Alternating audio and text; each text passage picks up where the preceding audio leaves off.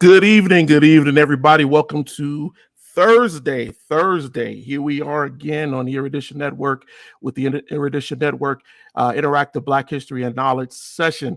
We do this program every Thursday to provide history and knowledge for Black history to folks who may not have been taught it fully, or to cover some of the things that may have been hidden from our history from us and is not generally covered. This program is on every Thursday at 5 o'clock p.m. Mountain Standard Time, 6 o'clock p.m. Central Standard Time, and we encourage you to share and invite people to participate in the live interactive while I'm on, so that we can explore our history in real time. Today, so I sat here for the last hours trying to figure out what I wanted to cover. There is so much going on right now, and I want us to make sure that when we cover history, unless you all have questions or you bring something to the interactive, that we cover some things that have not generally been covered, right? A lot of our history out here, people, I saw something today that made me laugh. One of our viewers sent me a clip of a young lady talking about California, and I have talked about the California and its history, its Black history, and its history in the formation of this country several times on this program, and I was encouraged to some extent, because the young lady, at least she was going and she was looking through actual documents and pulling up information, and I thought, that's a good thing, because that means that at least she's trying very hard to look into her history, or at least somebody said something, or it struck a chord with her, and she decided that she wanted to delve into this history more. However, the more you go into history, I always tell people, when they start studying history, the best way to do it is to find a place, because people always ask me, well, where do I start? Find the place that interests you, and start asking those who, what, when, where, why, and then go deeper, and it'll start to expand to you, and you'll start to find other things out. You will start to go down different avenues that will expand your knowledge. So I definitely encourage it. I see we got some people on. Good to see you, Janarius. I was just talking about you and something that you sent me today. I appreciate it, with the young lady. Sean Anthony, good to see you. Happy that you are signed on tonight. But one of the things that often happens, though, and it's been happening a lot, I'm starting to see it more often than not, is this misinformation. And you've heard me talk about it, and I'm not going to go too much into it tonight, because we've talked about it a lot lately. But there's so much disinformation out here. There's so much stuff out here that is just completely crazy. And I don't want us getting lost in it.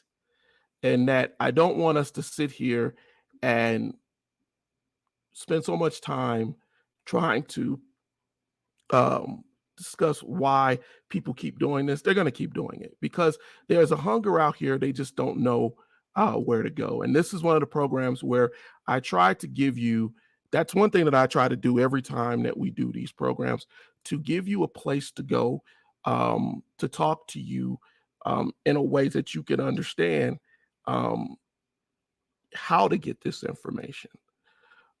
Because I do truly believe that there is the desire, but just not the path. Tonight, unless any of you all have questions, let's get back into our Africans in history, or the African in history. Let's get back into that. Let's start talking about some of these ancient civilizations, some of the things that have happened in our history that aren't generally covered, right? One of the things recently, sorry, I adjusted myself, that came up, people, one of the friends of the program, Pastor Razor, is working on something, and he was talking about Mesopotamia, and the founding of Mesopotamia. But there are things too that we don't talk about, even with like the Bantu migration. The Bantu migration is so important to civilization, but very rarely do you, that I've seen, people cover it, talk about it, go into the Proto-Bantu people and how they lived in the Niger Delta. Very few people cover this information, and so it's important, excuse me, to understand how the migration of the Bantu people, who went down into the KwaZulu Natal, and how they passed language, right? And they did language because, again, Africans in those ancient times, right?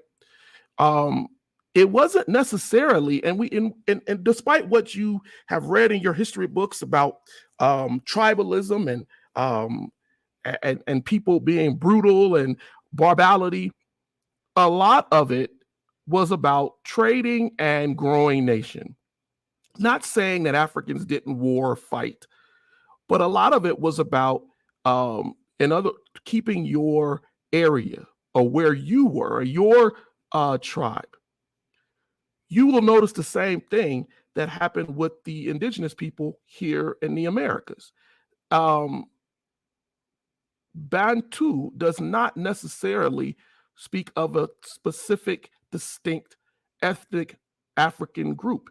It is actually a grouping linguistically of a lot of different tribes spread across the West Central Africa, East Africa, and Southern Africa.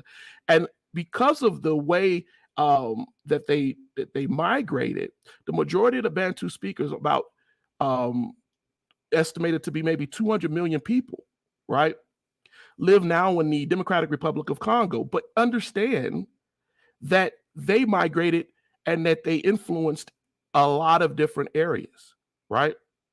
Their oral, linguistic, and cultural significance is important because they influenced the areas of Uganda, Tanzania, Zimbabwe, Swaziland.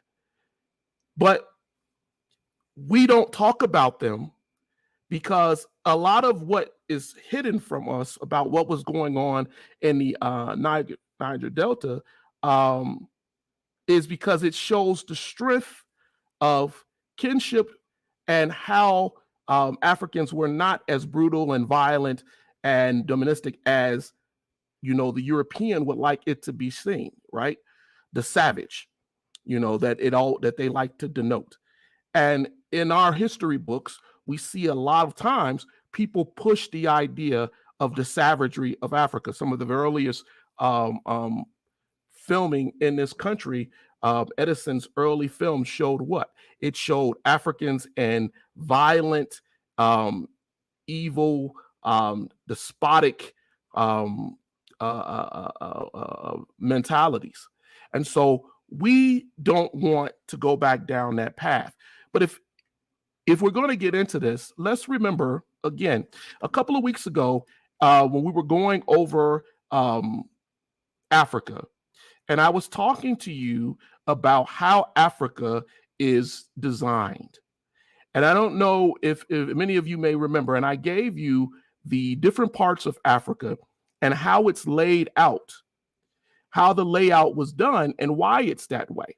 because Africa is broken into different parts because of its climate. And I talked to you about why that was and why it's significant, and how the Egyptians came into being and what they did, how all of these civilizations that grew in Africa, why they grew the way they grew, and why they went the way that they went, because of the separations of the three parts of Africa, some being a very desert land, some being a very more tropical, robust environment, and then others being rocky. Africa being so large, it has many different environments and many different ways in which it is made up. One of the issues with the Bantu people and the migration, I shouldn't say people, the migration was that they migrated in the areas of tropical, lush environment. So they are in that central and southern part of Africa. And their initial migrations took them further south. It took them into other areas, into lake areas, into mountainous areas. It allowed them to trade and influence different cultures, and their culture spread. And it was not, I will stress again, because of war and conquest. They were capable of adapting to their environments, and they were successful in creating innovations in how to make those environments work. That's why we have so much left of the Bantu people as far as their way of metalwork, pot making, decoration, architecture. We have so much of that, right? And they went around to the idea of passing this knowledge, this spread. I thought I was trying to look over here and see if I had a actual map, because I thought I downloaded one earlier today, that I wanted you to see the migration of the Bantu people through that southern part of Africa, because again, we want to get to understand our history better and not create it into a point where it's not. How you doing, Regina? Good to see you. Thank you for joining us tonight for the interactive live. Appreciate you. The thing that we have to remember is that Africans, I may have, Janarius, I may have, but it's always good to go back. I think I'm opening up some of my files right now while I'm talking to you also, if it seems, but it's always good to go back and show these things, because here's the thing: if you go look in the history book, and I understand a lot of people like to see pictures. Me, I'm not a visual learner that way per se, but I understand that a lot of people, they need that. So I'm going to share this with you all. I pulled it up. Give me a moment here.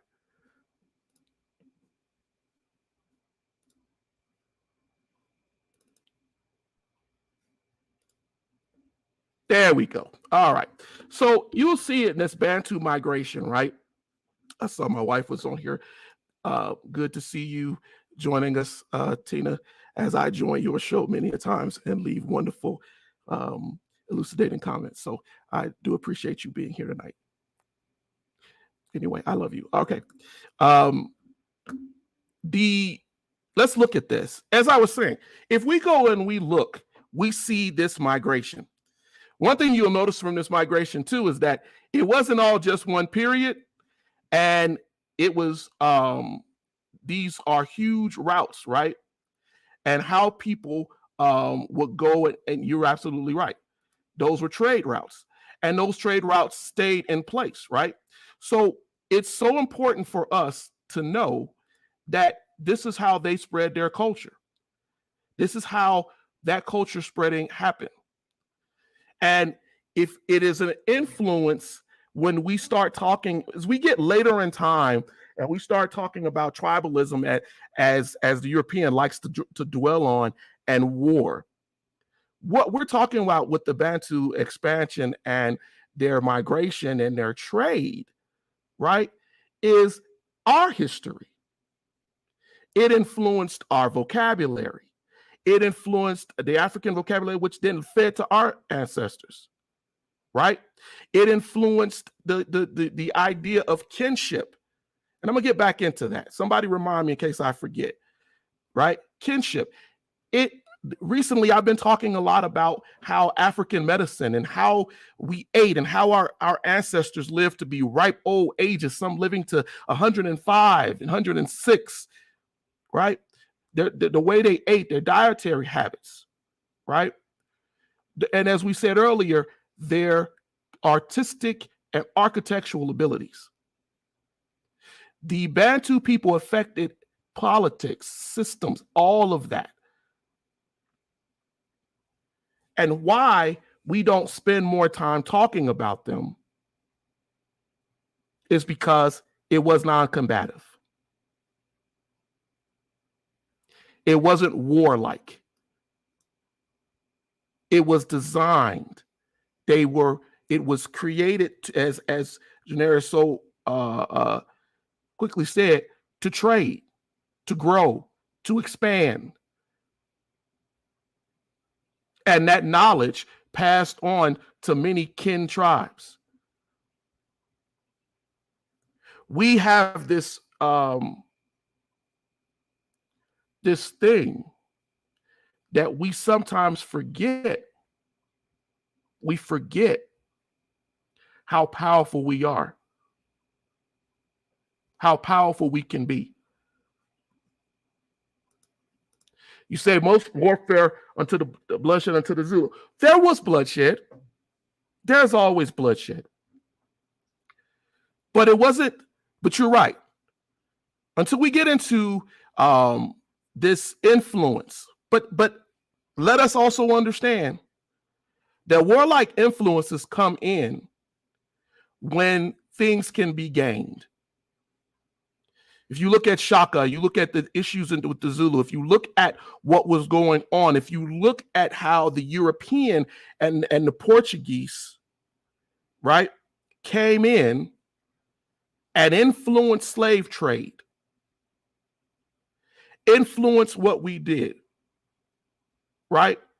Because when you bring things that they call modernization into people who don't have it, right? And it doesn't have to be a lot. If somebody showed up back in the 1860s with the ability to simply, what's something that we take for granted right now? The ability simply to talk, to create a rudimentary radio, that would look like witchcraft. Telegraph, that would look like witchcraft. It would look like, whoa, how did they do that? And so the expansion of things into Southern Africa to people, warlike things, to people who were not necessarily warlike. You saw the same thing happen with the indigenous people in the Americas. They accepted whites and Europeans coming over because to their interpretation, in their mind, right, this had all been friendly. The Africans came over, showed them how to work iron, showed the American indigenous, showed those people how to make things. And what that brought about was trade. It wasn't warlike. We're not coming here to dominate you, kill, and chop you up. We're simple travelers, traders, people who are bringing things to you and expanding your knowledge and joining you. Same thing with the Bantu people.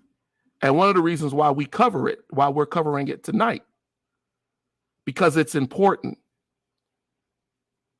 It's important to understand that distribution and how that moves.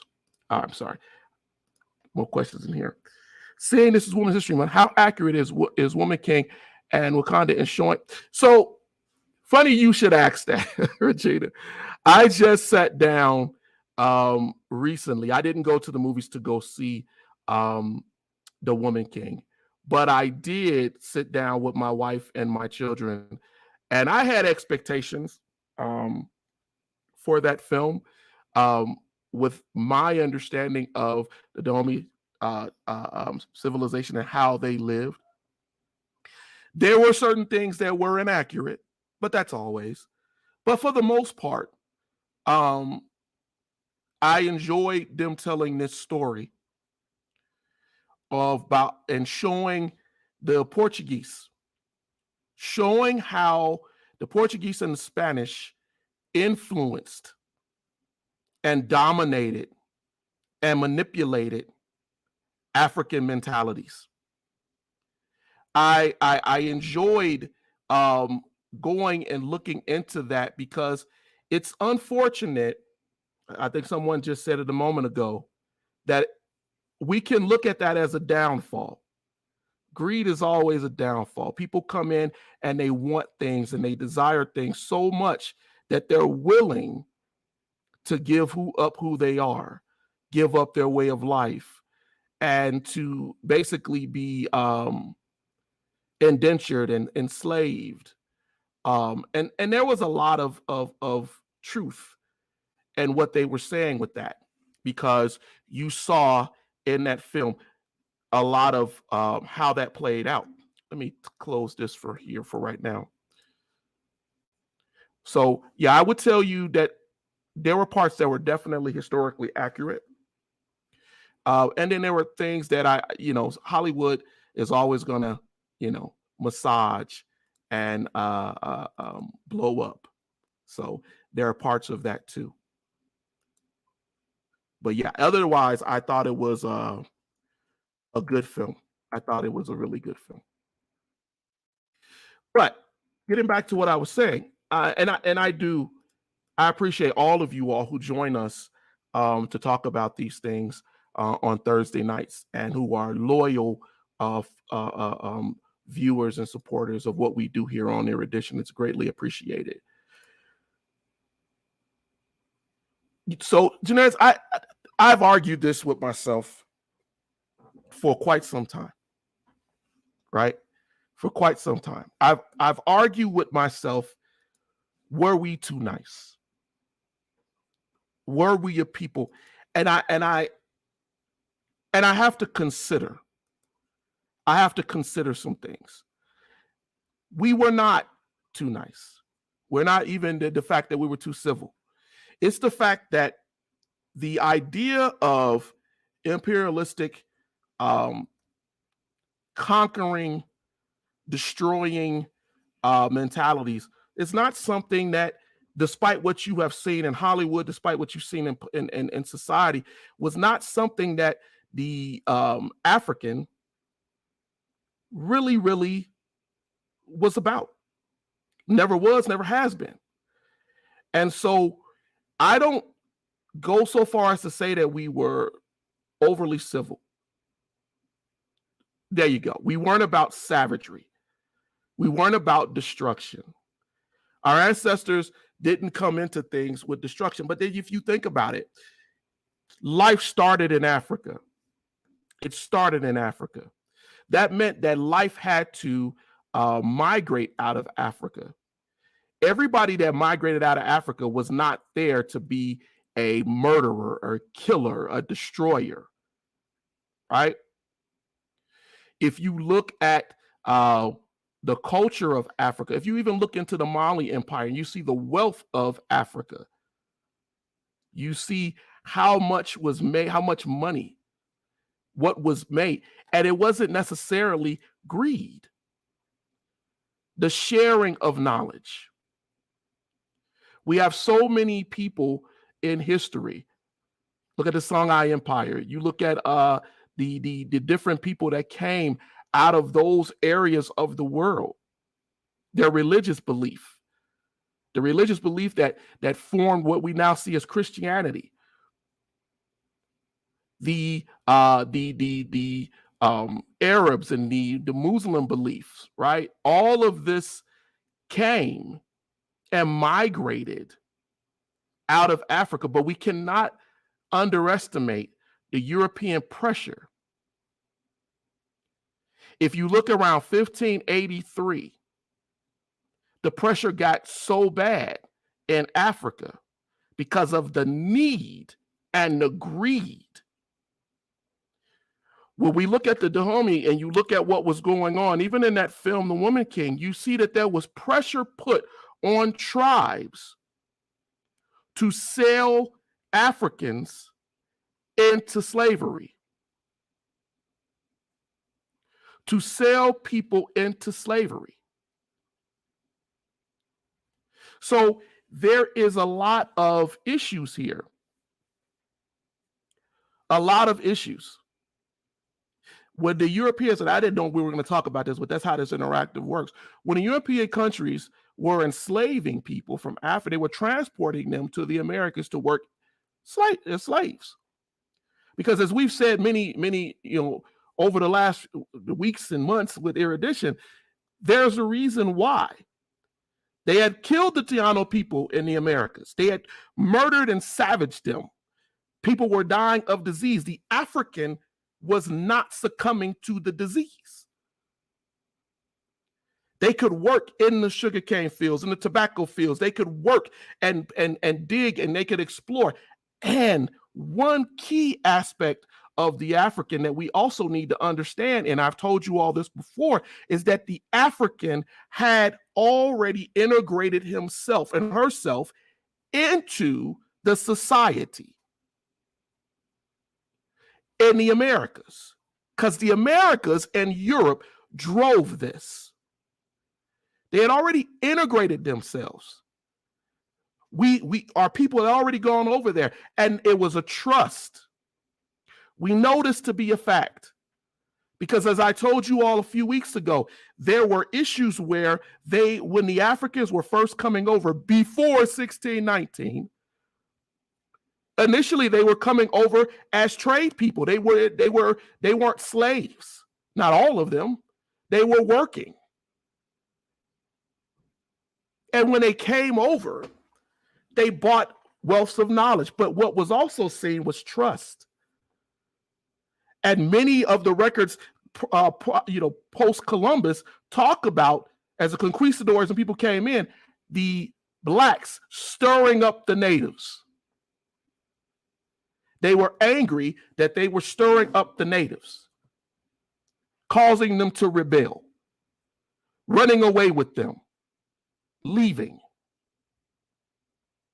And this is a huge part of one of the reasons why they had to tear down and bring the African over. When the Portuguese formed a port near Ndongo, right? And they began raiding and enslaving some of the Ndongo people. This happened around 1617. And this caused a war not only with the idea of the Portuguese coming over and stirring up, but it's caused war between other tribes too. This is not during the time of Shaka, as we talked about earlier. We're not talking about 1787 or 1789. We're talking about 1617. Again, before they even said that Africans first came over as slaves into the New World. The Portuguese had made their decision of what they were going to do, and they knew. And if we look at the age of discovery and what Columbus had established and coming over, we understand that they had already planned what they were going to do. Portugal said that they would take everything going west, and that the Spanish could have everything going east. And the Pope signed off on it. But even before that, the Spanish had already started to disenfranchise and stop the education of blacks in Spain because they wanted to enslave. The Moors had given Europe a bad taste also. They were running the Moors out of Europe while stealing the knowledge that was shared. These are facts. These are historical facts. And so as we get more into it, we understand that a lot of this came from European need. We talk about the greatness of the Portuguese Empire and the Spanish Empire, and we talk about all of these explorers, and we give so much credit to who they were and what they were and how they their age of discovery. But very few people talk about Nzinga Mbandi. I'm sure many of you until tonight never heard of the raids on Ndongo and how that started war in 1617. But we don't look at that, right? We don't look at how she had to go to her brother as a young woman and how she was sent to create a peace treaty. Nzinga Mbandi, I'm going to put her name in here because I want you all to look this up. And I want you to look up her name, and I want you to grow your knowledge. And it's not an easy name, so I could say it and then you wouldn't be able to get it right. So let me put this in here for you all. There you go. And I want you to do a little bit of research into her. I want you to go in there. If you like the Woman King, I want you to go in there and I want you to look up who she was. I want you to understand what we had to go through.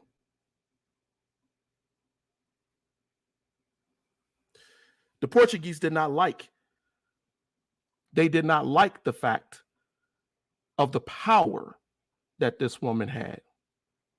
They didn't like it. It is reported that when the Portuguese saw her and met with her in 1622, that when she came, they not only disrespected her as a woman, they disrespected her as a warrior. And they had a chair or a stool that they could sit on and to show her authority and her dominance. Nzinga, when they would not give her a chair, they wanted her to sit on the floor like a savage. She had one of her tribesmen bend down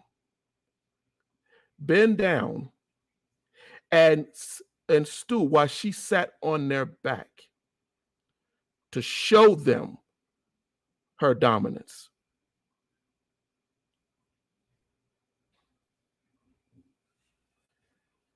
You cannot not know our history when it comes to these strong people. Now, unfortunately, right, a lot of these strong leaders can't last forever. They can't last forever. But what they were able to do, and her warring against the Portuguese, they were able to push them out to gain victories over them, over a superior army as they saw themselves. And when the Portuguese decided that they were going to call reinforcements from Brazil, right? They still kept fighting. And you see this history replay itself in Haiti and with the Zulu. You see that the Europeans thought they were more powerful, more strong, and that there were fighters. So it wasn't just that, and I'm making that point because of something that was said earlier, right? It's to say that we are not a savage people. We are not a weak people, and we never have been. And we need to understand that we are not a weak people.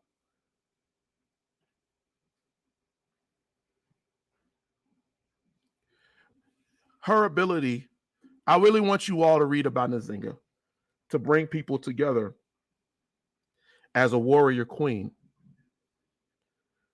It's historic, and it is exceptional, and we need to know it. We need to know it. She wasn't the only one, but as we talk about the Portuguese, and I bring that up because Regina talked about the warrior queen of the Dami tribes. I think it's important that we look at that history, especially because it is Women's History Month, and we should go in and we should also understand this. We should also understand this. We are not a weak people. I would also say something else too. They stole from us. The Portuguese became a sea power based on African information. They became a strong sea power based on African information. And yet they felt that we were, because let's in all defense too, a lot of it came from what was hidden, right? A lot of them, I'm sure, did not know that this knowledge had African roots, and that the Arabic slave trade that was going the opposite way into the east, that the Portuguese and the Spanish were able to get hands on and hold of. I'm sure many of them didn't know, but there are people who did.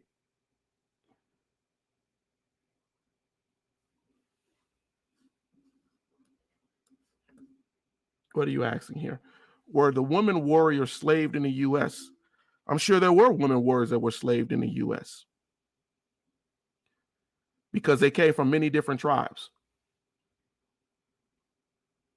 right? So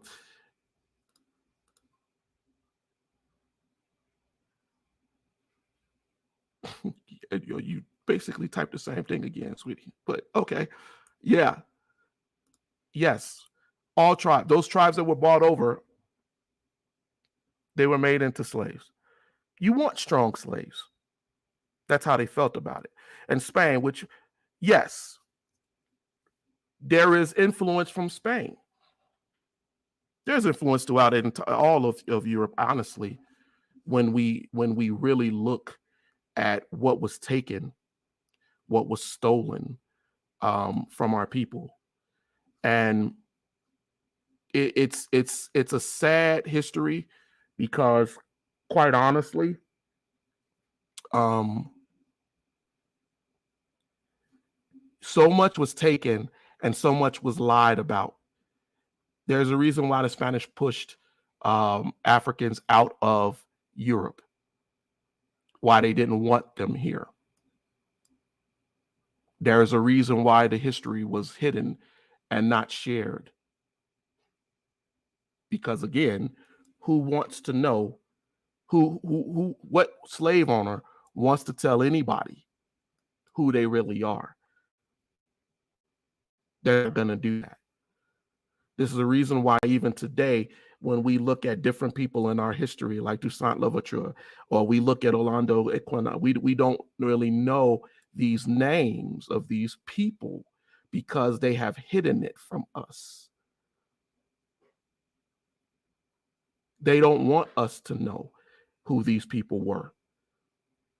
The Haitian Revolution had a resounding effect on world politics. I talked about this a couple of weeks ago, even with Napoleon having to sell land in the Louisiana Purchase. Now, they tell us about the Louisiana Purchase, but they make it seem like Thomas Jefferson, he had a coup and he bought this land for nothing from France. And we forget that they bought that land from France because Napoleon wanted nothing to do. He had to get money for his wars in Europe because he was losing over in the Americas. They don't tell you that. They don't tell you about Olaudah Equiano, who I just mentioned, who was dedicated his life to fighting slavery, the slave trade. But many of us have no idea who these people are. Too often, our history is hidden for the simple reason that nobody wants the so-called winner doesn't want you to know what they stole from you. And I don't say that to stir up anger or to stir up resentment. I say that because I want you to understand you have purpose, you have reason, you are somebody. Your ancestors were somebody. And the moment that you don't remember that is the moment when you start believing in yourself, is the moment when you stop thinking about what our people bring. And I find myself getting ready to go here again. But I believe that what W.B. Du Bois said was so significant. The gift of Black folks. Your ancestors, my ancestors, they were a gift. A God-given gift.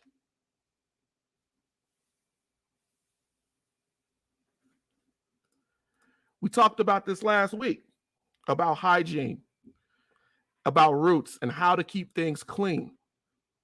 Again, that's one of those gifts.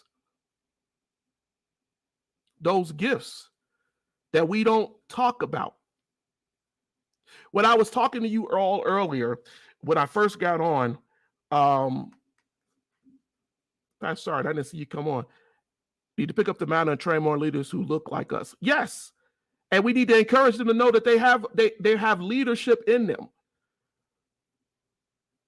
They have leadership in them. Because here's the thing. A lot of people get mad. You're seeing a lot of that in today's society. A lot of people are getting mad because they say, well, I don't want, we don't want to teach this history, right? Because if we teach this history, then what we're doing is you're hurting our kids. You're making them feel bad. You're making them feel like they are inferior. Right? This is what we hear. This is what we hear in the in politics now. This is what people are saying,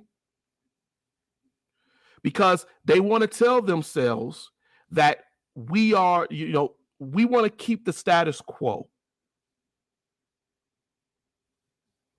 We want people to not feel like their ancestors were evil and wrong. And in doing that, we want to lie. In doing that, we want to lie. But let me ask you something. Other than Dr. King, can anybody tell me, of all of you all that are on here tonight, can anybody tell me, other than Dr. Martin Luther King Jr., who is the only person that has a holiday named after them? Person. Don't give me Washington or Lincoln.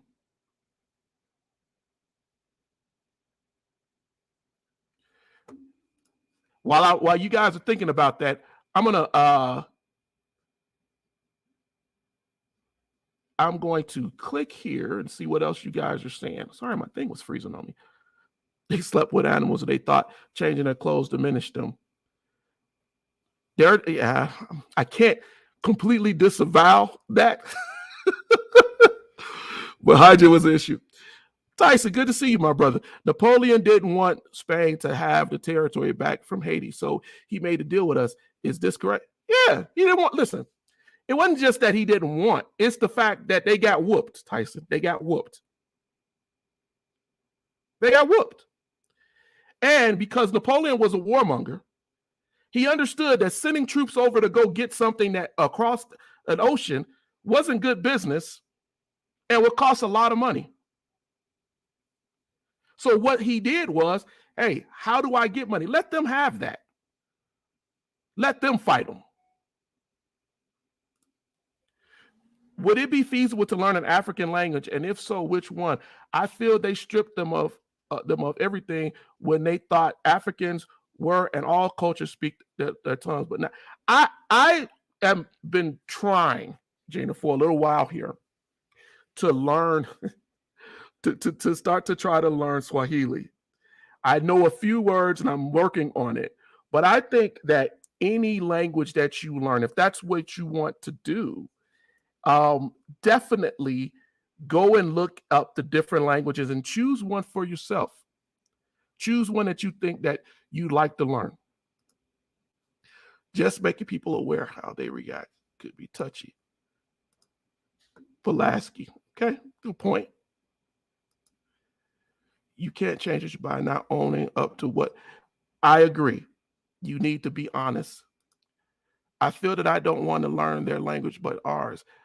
I think learning a language is important if that's what you want to do, because I tell my sons, there's something about when I hear Africans sing to God. And I don't want to make that sound, but if you go pull it up tonight, there's something about it, because there's power in the music of Africans, right? There's power in the music of Africans. I see nobody answered my question here about who's the other person other than Dr. King that has a holiday named after them in the Americas. In America. I give you all one more second to answer that. 5 more seconds, because 1 more second you ain't be able to type. Give me a guess. Somebody give me a guess.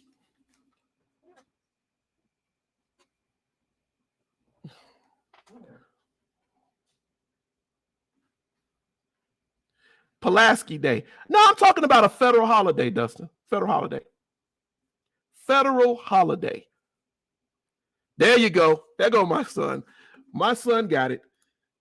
Columbus. Now, you can call it Indigenous People Day, which they do, but they didn't take away Columbus's holiday. Because, see, in 1963, when this is why I call bull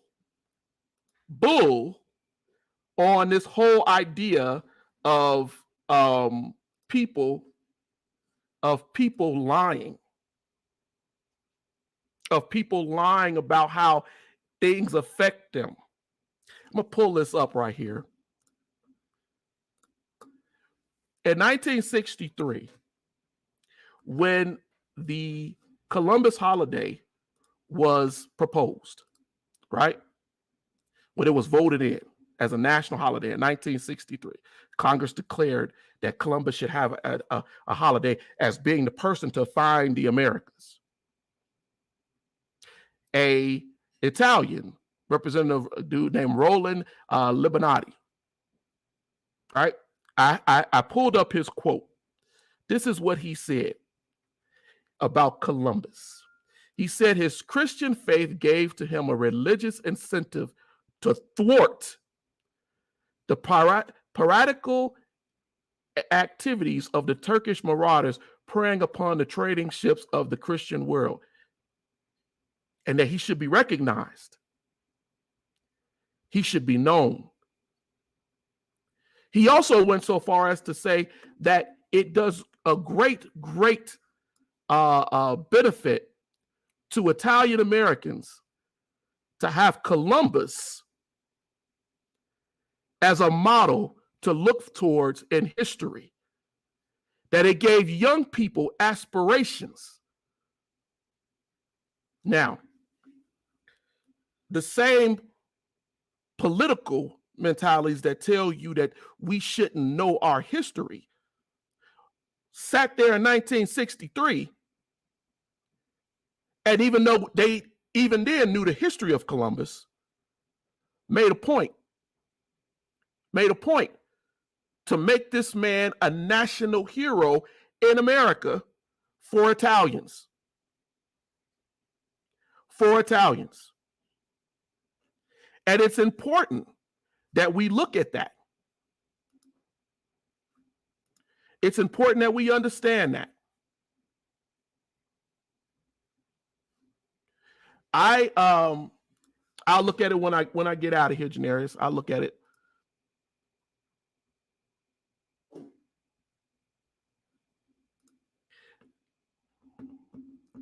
So people often argue about Columbus's background. If you look through a lot of Black people's hierarchy, their ancestry, you will see that there's a lot of Iberian coast, Italy, Spain, a lot of the areas, a lot of us have that in our blood.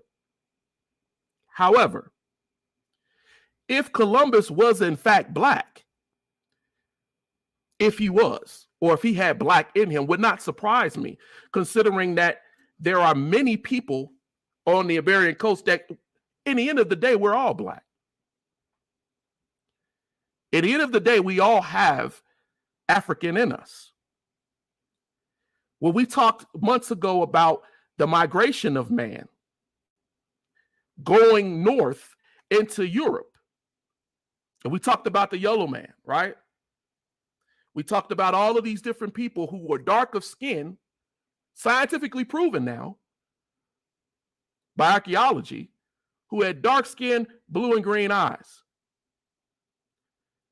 We even know now by DNA when just about white people as we know them, when they came on the scene. We can even look and find in some of the bones, the things that we found, that the reason behind the pigmentation change had a lot to do to sensitivities of things that were in Africa that they had to leave away from. We also know that as they moved further north, that the mutation grew stronger. Why? People say it's because of the environment. The environment does play a part. I have a great book right here. If you don't believe what I'm saying to you right here, is a great book right here that people misunderstand and do not read. It's called Origin of Species. Go get you that book and do a little bit of dive and find that out.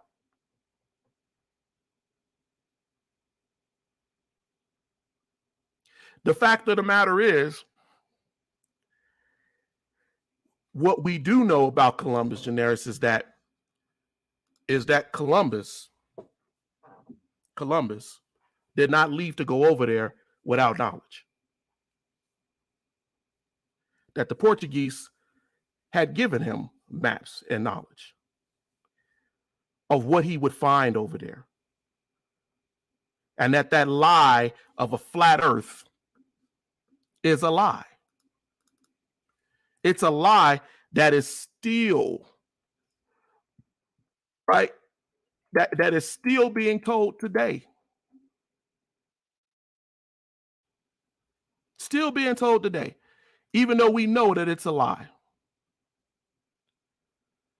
Even though we know it, but we're still telling this lie. That lie actually didn't even come up during Columbus's time.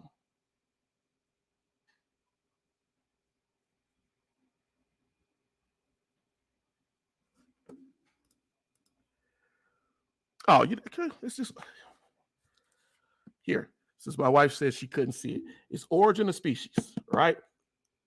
Darwin's book. We all talk about Darwin, but do we actually read Darwin? Do we actually go in and get into what he was saying?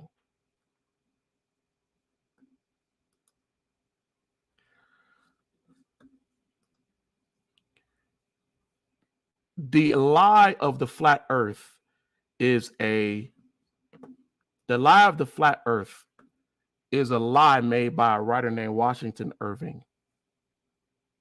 He popularized that. Not in the 1400s, not in the 1500s, 1600s, or even the 1700s.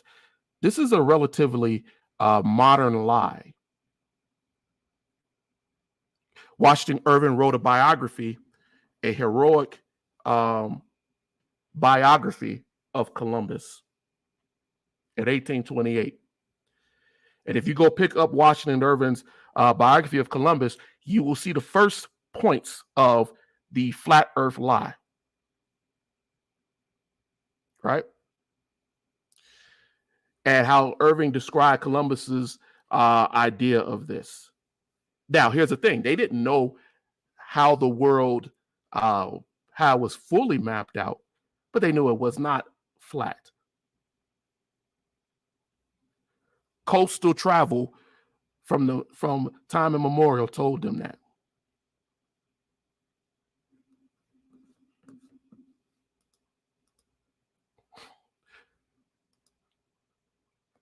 I would, you'd have to send me that, and we could discuss that, because in the end of the day, exploration is exploration. Me having been on ships and gone over this world, exploration is exploration. But see, how we tell something makes man think a certain way. We condition him to think a certain way. But we need to know, what I will give you about Columbus, as we are talking about Columbus, is that no one really knows Columbus's full background. There's really no historical, truthful, say, out of everything that Columbus talked about, he lied about his origins many times. He gave contradictory information about his origins.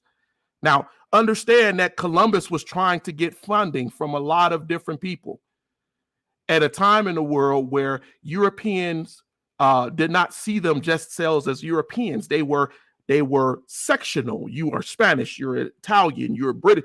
So this understanding of lying about his history and giving contradictory facts had a purpose. He could ingratiate himself to different people based on whatever story that they heard. This is why Washington Irving was able to come up with some of the things he was talking about.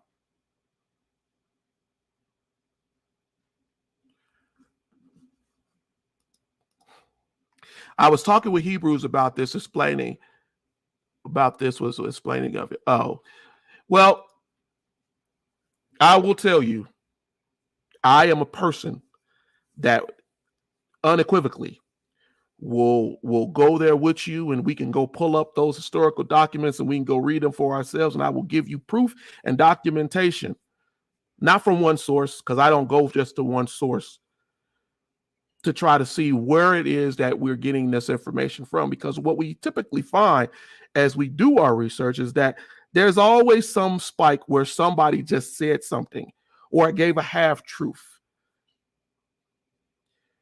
And what I'm looking for is what was written closer to that time or what was said about. The good thing about people like Columbus, the good thing about some of these so-called explorers and conquerors, is that they were meticulous in keeping their notes and sending them back, because they had to give evidence to the kings and queens who were financing them.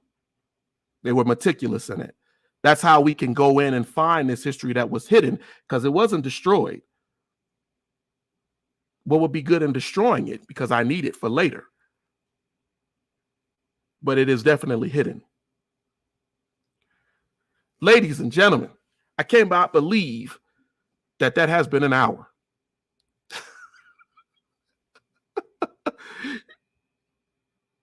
It has been an hour. Send them to me. Have them message me. I don't mind talking to anyone. I hope you got something from this hour. We went over a lot of different things. We went different ways with this. I appreciate you, Janarius. I appreciate you, Tina. Tyson, Regina, Pastor Sarton. I saw you in here. Dustin, I appreciate you. I appreciate all of you all who helped, who came on and kept into this conversation. It's important to talk about these things, and it's even better for me because today I really didn't know what we would talk about.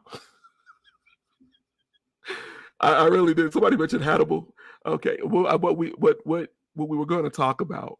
I had a rough perspective of what we were going to talk about. Ladies and gentlemen, let me say a couple of things before I get off of here. One, my sons have a show every Wednesday. They come on at 4:00 in the afternoon on Wednesday evenings. They are trying to get their peer group, people of their age, to get on and have these discussions about who we are, history, and where their peers and them should be going. Please support them. Their program is called Erudition Generations. They are trying their best to get out here and talk. Support them, have people to connect with them. Additionally, we offer history homework support here on Erudition, right? We offer that support. If you have some young person that's struggling in their history, have them contact us via Facebook or even our webpage, and we will definitely get back with them. Have them contact the boys on their show or Tina on her show. Tina is on Monday. My wife is on Mondays talking about how to live a more adroit living, a healthy mental and physical life. We put these programs on because we want to encourage people to live better, to open up their aperture of understanding. We will be doing more and more as time goes on. But what we really want is people to, we don't ask you anything but that you share, subscribe, and like. If that's what you could do for us, that is greatly appreciated so that we could get this word out. I'm on TikTok now. I'm on Twitch now. I'm trying to expand this as many places as I can because this knowledge and this history is needed. Please help us as we grow. Tina, what are you saying on here? Next week, I want to know more about women warriors and what they wore and where they went. TIA. Oh, we could talk about the a lot more of the African warriors and women who played a huge part in who we are. Some, or even over here, who coming into slavery played a part into the ideas and thoughts of people. I always get some from St. Phyllis, you and Tina and such. Good people, God bless. Thank you so much, Regina. We really do try to let everybody know what we talk about in our house, because we have a lot of discussions all the time. Sometimes it gets crazy. Pastor Sarton. Oh, thank you. We try very hard to make sure we research everything that we're doing. All right, people, I've been on here taking up your time. I've enjoyed it. The hour went really fast. I felt like I didn't get everything out that I could have said. And if there's some more questions, please feel free to drop questions to us after the program. I promise you, I will get back to you. If you see something that's online anywhere that you think is crazy, doesn't make any sense, hit me up. I definitely will help you. Regina, I'm going to put a link in here for some books that talks about the Dahomey tribe that you can look into.